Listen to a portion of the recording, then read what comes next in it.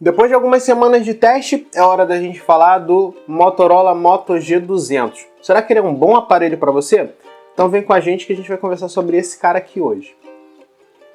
Olá, seja muito bem-vindo ou muito bem-vinda. Meu nome é Daniel e a gente está aqui hoje para falar do Moto G200. Para quem não sabe ou caiu de paraquedas aqui, esse aparelho foi lançado recentemente no Brasil e atualmente é o mais avançado da linha de intermediários da marca. Sim, o Moto G é uma linha de intermediário, por mais que a gente tenha um conjunto avançado aqui. Esse cara chegou com um conjunto um pouquinho mais, quando a gente pega o chipset, mais avançado do que o G100, que já era uma aposta bem arrojada para a linha Moto G, e traz algumas simplificações que fazem ele se tornar um aparelho mais barato do que se a gente considerar um concorrente de chip. Então, vamos conferir se esse barateamento vale a pena para você e se ele é um bom aparelho? Então, vem comigo. Bom, vamos começar pelo design. Esse aparelho aqui, ele, como eu disse, é um dispositivo que foi feito para economizar. Então, a primeira e mais relevante economia que a gente percebe aqui é a de materiais. Primeiro, a gente tem aqui uma tela, a gente tá até um pouquinho bambo por causa do sensor, mas a gente tem uma telinha aqui de uma IPS Full HD de 6.8 polegadas, ela tem taxa de atualização de 144 Hz e HDR10. O que a gente percebe aqui de simplificação e barateamento são as bordas. Isso com certeza vai ter gente reclamando, mas é bom a gente citar e para mim não faz tanta diferença assim. A gente tem uma bordinha um pouco mais grossa aqui embaixo, algo que é padrão em painéis IPS, não tem muito para onde fugir, e as demais são mais uniformes e um pouco mais estreitas. Além disso, a gente tem um furinho ali para conferir a câmera frontal. Já na traseira, a gente tem um design que é um pouquinho diferente do que a gente vê na linha Motorola. Na verdade, ele foge completamente do design da Motorola. A gente tem um conjunto de câmeras triplo aqui, com uma ondulação para destacar como se fosse um frame. Isso não significa dizer que é um frame propriamente dito, né? Não dá para chamar isso de frame, porque não tem nenhuma moldura propriamente dito, mas é uma elevação na carcaça, o que faz também ele ficar um pouquinho bambo. A gente tem também os flash LED e o logo da marca e o nome da marca aqui. Na lateral direita, a gente tem um botão que é o botão de Google Assistente e na lateral direita temos os volumes e o botão Power, que também é sensor biométrico. Além disso, deixa eu voltar aqui, a gente tem embaixo uma gaveta para chip, uma entrada USB-C, saída de som e em cima apenas um microfone para cancelamento de ruído. Como vocês viram aqui, esse cara não tem P2. Isso é um problema para a maioria dos usuários e vale a pena sempre citar aqui. No geral, o design me agradou. É um design que foge um pouco do padrão da linha Motorola e provavelmente o único pecado que vai ter aqui de crítica é a simplificação de material. A gente tem um aparelho de plástico em mãos e isso com certeza vai gerar críticas de alguns usuários. Óbvio, a gente está falando de um Moto G e não existe Moto G com acabamento mais premium, porque o foco dele não é atender o público premium, mas quem quer um aparelho com custo-benefício mais agressivo. Um ponto também que a gente vale a pena citar aqui ainda falando da parte de design é que esse aparelho aqui, por ter uma tela IPS, trouxe o sensor biométrico aqui na lateral. O posicionamento desse sensor biométrico é ok, tem um bom posicionamento e tem uma boa capacidade de leitura. Ele é bem rápido e bem eficaz. Você vê que eu estou fazendo aqui um toque rápido e mesmo assim ele está capturando e desbloqueando sem grandes problemas. Aí você pensa, mas daqui não é porque você está lendo qualquer dedo, não é problema de leitura? Não, você vê que eu estou colocando aqui outro dedo e não foi. Inclusive ele bloqueou por muitas tentativas. Então é um sensor biométrico eficiente e para mim particularmente agrada o fato da gente ter um leitor biométrico lateral. Por que eu estou falando isso? Porque eu já estou acostumado a utilizar alguns aparelhos com AMOLED que tem a integração na tela e me incomoda muito alguns casos de lentidão de processamento do toque, né, o processamento da biometria. Além disso, o posicionamento é um inferno quando se utiliza câmera, leitor de biometria na tela. Por quê? Porque você nunca sabe aonde vai estar o sensor biométrico quando você está, por exemplo, num local escuro. Se você tiver, por exemplo, no meio da noite querer ver alguma coisa e precisar desbloquear, você tem que adivinhar onde está o seu sensor ou então fazer com que a tela te mostre onde está esse sensor para poder fazer o desbloqueio. Já aqui não, como ele é um sensor físico, você consegue sentir ele na carcaça e consequentemente desbloquear o aparelho. Então é um ponto positivo ao meu ver, apesar de saber que muita gente vai criticar. Bom, a gente já falou do visual do aparelho e é hora da gente começar a aprofundar o que a gente encontra nesse cara. A começar pela tela. Essa tela aqui é uma IPS LCD Full HD Plus de 6.8 polegadas. É quase um tablet, né? São quase 7 polegadas. Taxa de atualização de 144 Hz e suporta HDR10. No geral, a primeira coisa que a gente sabe que vai acontecer é que vai ter usuário xingando o aparelho porque não vem com OLED e suas variações. AMOLED, Super AMOLED, Dinâmica AMOLED, Super AMOLED. Para mim, isso não é um desabonador, tirando o fato de que a gente ganha um pouquinho mais de borda e certamente tem quem não gosta. Aí tudo bem, você reclama da parte estética, mas não da qualidade do painel. Nesse sentido, a Motorola acertou. O IPS LCD que eles colocaram aqui é um IPS de boa qualidade. Isso importa na hora da gente falar sobre um aparelho. Tem muito IPS aí que é de baixa qualidade e isso resulta na experiência ruim do usuário. Não é o caso aqui. A gente percebe, por exemplo, que esse aparelho é um IPS que o preto tem uma profundidade boa. A gente não percebe isso. Isso daqui foi uma fama que as telas OLED receberam e que a IPS, quando é de boa qualidade, consegue atender de forma satisfatória. Além disso, a gente percebe que o branco é branco e não amarelo, como boa parte dos painéis que a gente tem na variação OLED. Pode acontecer isso. Um ponto que também vale a pena citar aqui é que a gente tem as configurações onde você pode ir em tela, avançado e cores. E aí você pode colocar entre normal e saturada e modificar a temperatura da cor. Você pode colocar mais fria ou mais quente, você tem gradações que você vai conseguir enxergar tanto na tela, quando você altera aqui, quanto nas imagens ali em cima. Você consegue ter uma simulação. Você vê aqui, por exemplo, que eu coloquei natural, ele ficou ainda mais pouco brilhoso, digamos assim. Ficou mais opaco.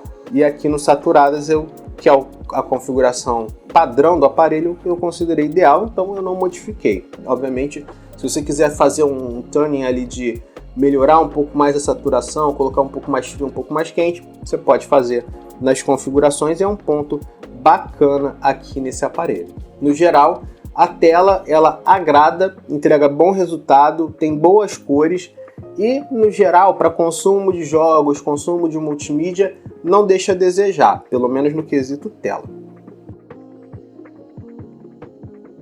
Bom, a gente falou de tela e a gente pode falar também da parte de multimídia, porque uma coisa acaba puxando a outra. Eu falei para vocês que a tela agrada porque ela tem boa qualidade de cores e o painel em geral entrega bons resultados. Mas tem algumas coisas aqui que acabam pecando, especialmente para quem quer consumir conteúdo nesse aparelho. O primeiro de todos, e eu já citei aqui, é a ausência de um P2.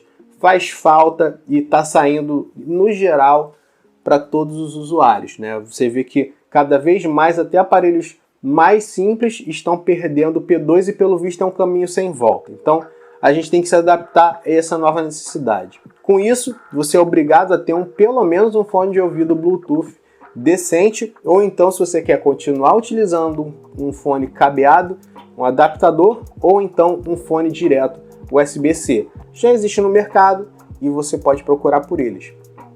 Além disso, a gente tem um ponto aqui que incomoda muita gente e que começou a ser corrigido na Motorola, que é o som. Esse caso aqui, a gente tem um som mono, ou seja, você só tem uma caixa de som trabalhando. Isso significa dizer que pode ser que a sua experiência de uso não seja das melhores consumindo um serviço de streaming ou um jogo sem utilizar o fone de ouvido. O som é bom, mas poderia ser melhor se tivesse um estéreo e um trabalho melhor para refinamento desse som.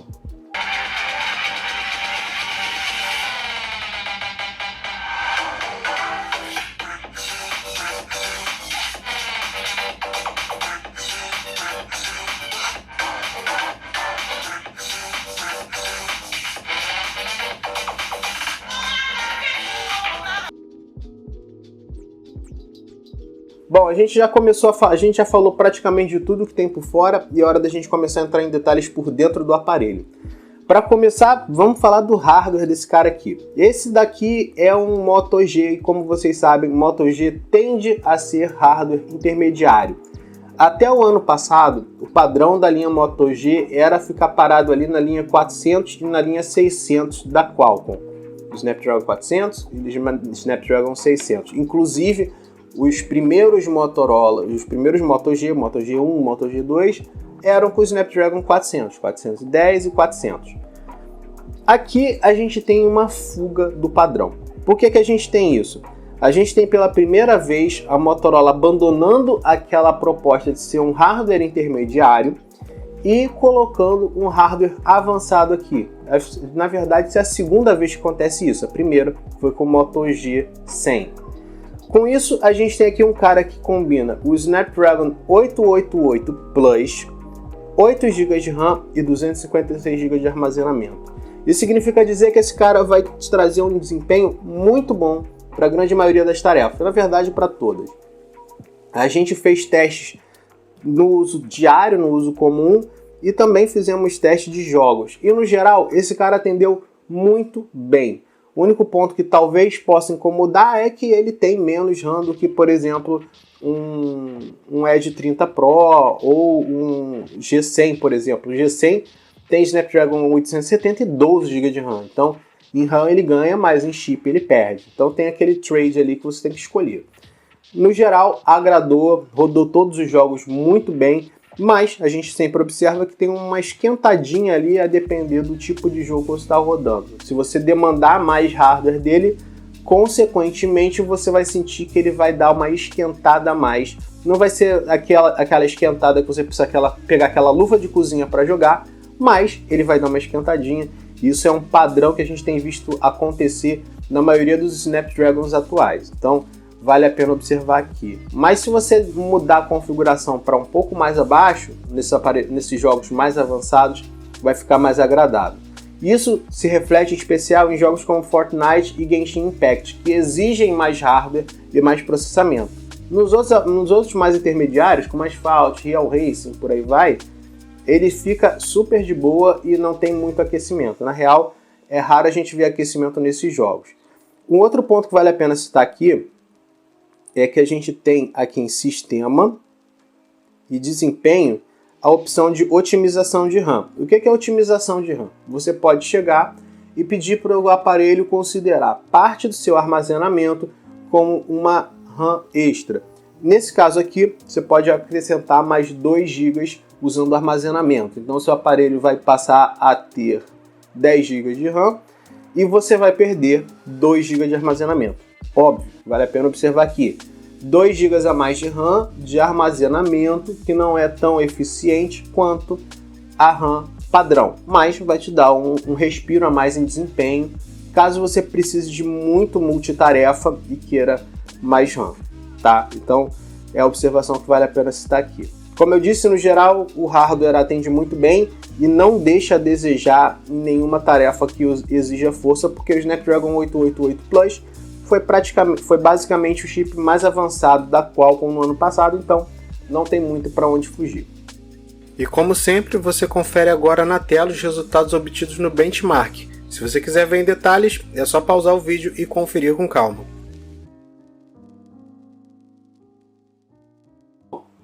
Um aparelho com hardware avançado, uma tela IPS que teoricamente não economiza, é hora da gente falar da bateria, né? Porque é quem sustenta esse cara aqui todo. Então, aqui dentro, a gente tem uma bateria com capacidade de 5.000 mAh e carregamento rápido de 30 watts. Isso significa dizer que na prática a gente conseguiu carregar esse cara do 0 ao 100 em 1 hora e 24. É uma marca muito boa, considerando que a gente tem um tanque aí de 5.000. Não é o melhor resultado do mercado, de longe é o melhor, mas é excelente considerando o padrão de alguns aparelhos aí. A gente vê que tem aparelho que passa de 2 horas em alguns segmentos, e como a gente está falando de um Moto G, a gente acaba tendo que comparar com aparelhos da linha Moto G propriamente dito. Então, você tendo um carregador de 33 watts dentro da caixa, que consegue te fazer carregar em menos de 1 hora e meia, é uma marca excelente. Não tem que se discutir nisso. Isso levando em consideração que, inclusive, algumas marcas têm optado por tirar o carregador ou fornecer um carregador abaixo da capacidade máxima do aparelho. Isso acaba sendo um ponto importante. Com o quesito de consumo, a gente tem um aparelho com hardware avançado e, obviamente, isso significa dizer que ele vai consumir mais bateria. A gente aqui normalmente utiliza dois padrões, duas métricas para mensurar aí mais ou menos uma duração de bateria. O primeiro é executar 1 hora de vídeo no YouTube com resolução máxima. Normalmente a gente força até um pouco mais que a resolução da tela e taxa de atualização ali também no máximo. Isso daqui fez com que esse cara consumisse 12% de bateria em 1 hora de reprodução de vídeo. Numa regra de 3 básica, isso significa dizer que você vai conseguir reproduzir vídeo nesse cara aqui com aproximadamente 2 horas, 2 horas e 20. Já para jogos, por óbvio, o consumo é maior. A gente gastou 23% em 1 hora, o que significa dizer, portanto, que você vai ter aí em torno de 4 horas, 4 horas e 20 de bateria para consumir. Obviamente, como eu disse, é uma conta de média. Então isso pode ser influenciado pela temperatura do aparelho, o jogo que você está utilizando e tudo mais. Nesse caso, a gente utilizou o Fortnite para fazer esse teste de desempenho, então vai ser um consumo mais forte. No geral, a gente pode dizer que é um aparelho que entrega um bom resultado também em bateria. Apesar de na parte de jogo a gente ver que são apenas 4 horas, você tem um aparelho que certamente vai conseguir aguentar boa parte do seu dia ou até o dia inteiro. Além disso, você tem um carregamento que, bom, se não aguentar o dia inteiro, você vai ficar pouco tempo na tomada e isso é importantíssimo para você poder utilizar o seu smartphone o dia inteiro sem grandes problemas. A gente está falando de um Moto G e, como sempre, a gente sabe que sistema operacional é um ponto que a gente chama de calcanhar de Aquiles por aqui. Por que eu falo isso? Porque o Moto G ele tem por padrão apenas uma atualização de sistema operacional. Pois é, um aparelho avançado como esse com apenas uma atualização é de doer na alma de qualquer um, especialmente de um entusiasta como eu, que gosta de ver o aparelho sempre ter uma vida mais longa e nesse sentido o Moto G200 acaba pecando um pouco. No geral, a gente tem aqui o Android 11 embarcado, que significa dizer que você vai receber apenas o Android 12 de atualização. Pelo menos você vai se beneficiar da Material You, que foi embarcada no Android 12, mas você vai perder atualizações posteriores, que coloca a Motorola atrás de concorrentes diretos. Isso não é legal e a gente espera que um dia a Motorola corrija isso. Por aqui, a gente tem a interface padrão da Motorola, do Android 11, uma cortina de notificações simples, seca e sem grandes customizações, barra de brilho lá em cima e a gente vê uma grade de 3x3 aqui para os ícones de utilização aqui. Para cima a gente tem o menu básico, né, a gaveta de aplicativos básica que você já encontra em todos os Motorolas, sejam eles intermediários, avançados ou básicos. E você tem na área de personalização algumas possibilidades básicas aqui em estilo. Você pode alterar a cor, o formato e a letra do sistema operacional. Você pode inclusive criar o seu próprio tema, indo escolhendo aqui no tema 1, tema 2, tema 3. E aí você aplicou, ficou tudo configurado. Por exemplo, eu vou pegar aqui estilos. Deixa eu fazer uma configuração básica aqui, vamos ver.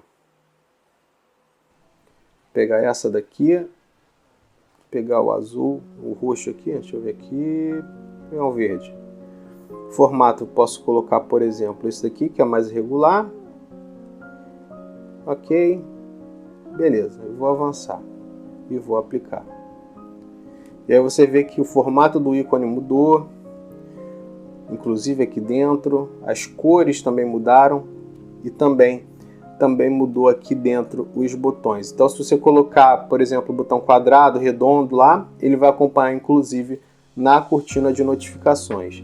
No geral, a interface ela é bem fluida, como é de se esperar no Motorola, porque a gente tem pouca customização e o mais importante, um aparelho sem Bluetooth, o que é muito bom, especialmente quando a gente considera que hoje tem muita fabricante que embarca muito lixo no aparelho e isso acaba estrangulando o dispositivo no armazenamento em pontos que talvez não fossem necessários. Por exemplo, eu não uso o Facebook e esse cara aqui vem com o Facebook, mas pelo menos deixa eu desinstalar.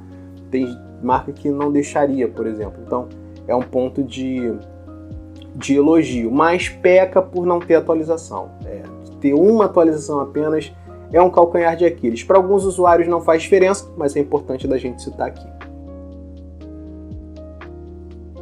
Um dos pontos que a gente achou interessante e que chamou a atenção nesse aparelho aqui quando chegou foi o fato dele trazer um padrão que até então era da linha Motorola Edge 20 na verdade, que é a câmera de 108 megapixels. Na verdade a linha Edge desde a primeira é 108. Então esse cara aqui trouxe uma câmera de 108 megapixels e chamou nossa atenção. Mas vamos falar exatamente das câmeras que tem por aqui. A começar pela câmera frontal que está aqui como padrão no furo da tela, a gente tem uma câmera selfie 16 megapixels que está ali centralizada com furo, não é nada discreta, mas um papel de parede preto já esconde. Já na traseira, a gente encontra um conjunto de câmeras triplo que consiste numa principal de 108 megapixels, uma dupla que vai fazer ultra-wide e macro de 13 megapixels e uma terceira e última de profundidade de 2 megapixels. No geral, a gente pode dizer que esse conjunto aqui entrega um bom resultado. A gente tirou boas fotos com ele e o fato da gente ter uma câmera de 108 megapixels aqui acaba fazendo com que os resultados sejam muito bons mesmo quando a gente exige mais resolução. Um ponto que, no entanto, vale a pena citar aqui é que a câmera dele não é uma câmera que esteja com 100% do seu aproveitamento aproveitado. Ficou estranha essa frase, né? Não esteja com aproveitamento 100%. Por quê? Porque tem algumas coisas que o software ainda precisa de refinamento.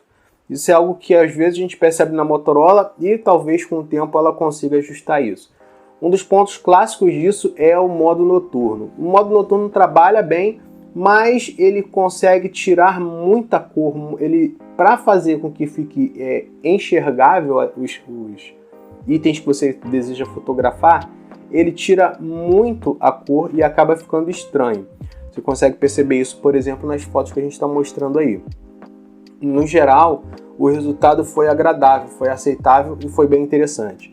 A câmera frontal eu fiz um teste de gravação de vídeo, na qual eu fiz, você pode perceber aí no vídeo que eu fui girando para pegar determinadas características, né? Para a gente pegar a luz contra a câmera, a luz a favor da câmera e uma luz intermediária.